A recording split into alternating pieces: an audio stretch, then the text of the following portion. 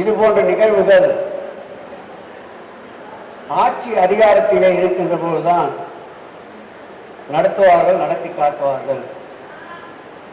ஆனால் ஆட்சி அதிகாரம் இருந்தாலும் இல்லை என்றாலும் மக்களோடு இரண்டர கலந்திருக்கின்ற இயக்கம் திராவிட முன்னேற்ற கழகம் என்பதற்கு இந்த நிகழ்ச்சி ஒரு சான்று.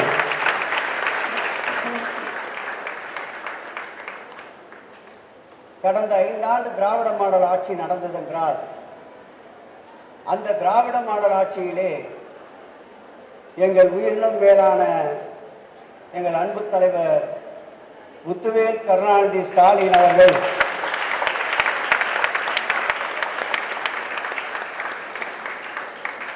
தமிழ்நாட்டிற்கு தீட்டிய திட்டங்கள் ஏராளம் ஏராளம் ஏராளமாக இருந்தாலும் குறிப்பாக பெண்ணினத்திற்காக பெண்ணினம் உயர வேண்டும் என்று, பெண்ணினம் வாழ வேண்டும் என்று, பெண்ணினம் ஒளிர வேண்டும் என்று, பெண்ணின போராளிகளை உருவாக்க வேண்டும் என்று அவர் தீட்டிய திட்டங்கள்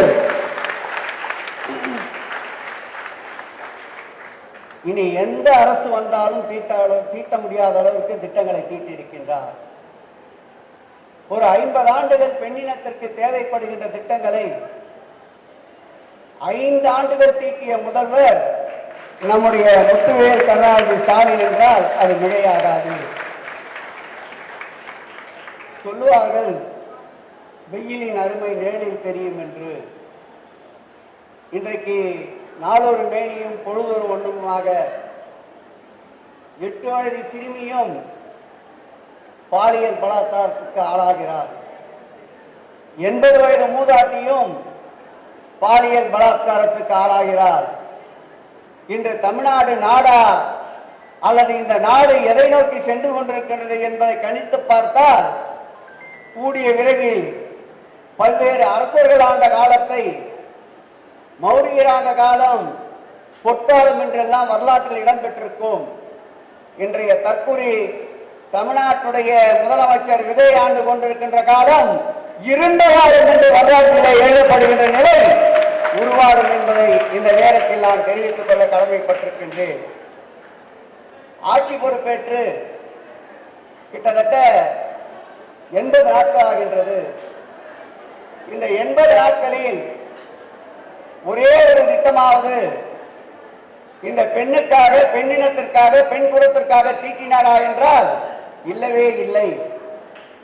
மாண்புமிகு தமிழக முதல்வர் கொண்டு வந்த விடியல் பயணத்துடைய பெயரை மாற்றுகிறார்.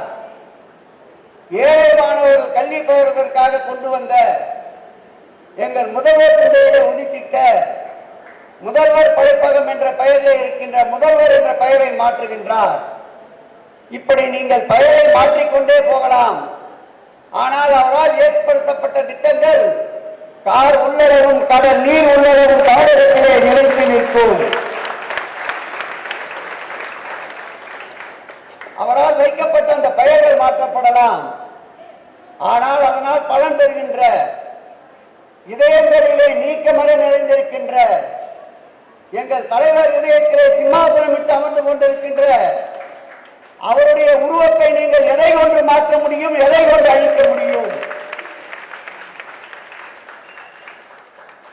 ஆகவே ஒரு மாய தோற்றத்திற்கு பல்வேறு வகையில் மக்கள் தள்ளப்பட்டிருந்தாலும் இன்றைக்கு இந்த 80 நாள் ஆட்சியிலே வாக்களித்த, அவர்களுக்கு வாக்களித்த 20% மக்கள் ஏன் இவருக்கு வாக்களித்தோம் என்று கேட்கிற நிலை உருவாகி இருக்கின்றது. எங்களை பொறுத்தளவில் திராவிட இயக்கம் பவள விழா கண்ட இயக்கம். இந்த இயக்கம் எதற்காக உருவாக்கப்பட்டது? வாழ்க்கையிலே அடித்தட்டு மக்கள் உயர்வுக்காக, மூட்டை சுமப்பவர்களின் உயர்வுக்காக, கல்வியே இல்லை என்று நிலை இருந்ததை மாற்றுவதற்காக, பெண் என்றாலே கள்ளிப்பால் கொடுப்பதை ஒழிப்பதற்காக, பெண்ணினம் உயர்வதற்காக, ஆணுக்கு பெண் நிகர் என்று பறைசாற்றுவதற்காக உருவாக்கப்பட்ட இயக்கம் தான் திராவிட இயக்கம். அந்த திராவிட இயக்கத்தின் தலைநாயகன் பணியிலே, பதவியிலே இதுவரையில் துறைமுக பகுதியிலே 6168 பெண்களுக்கு இந்த பயிற்சியை வழங்கியிருக்கின்றோம். எவ்வளவு பெண்கள்? 6168 ஜோர ஒரு தடவை கை தட்டலாம்.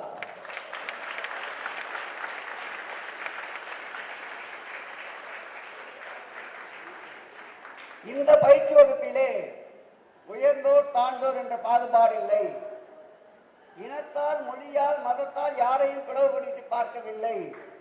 இங்கே இஸ்லாமியர்களும் இருக்கின்றீர்கள், ஜைன மதத்தை சார்ந்தவர்களும் இருக்கின்றீர்கள், வட இந்தியர்களும் இருக்கின்றீர்கள், இந்துக்களும் இருக்கிறீர்கள். அதுதான் எங்கள் முதல்வர் சொன்ன சொல், எல்லோருக்கும் எல்லாம் என்ற சொல்.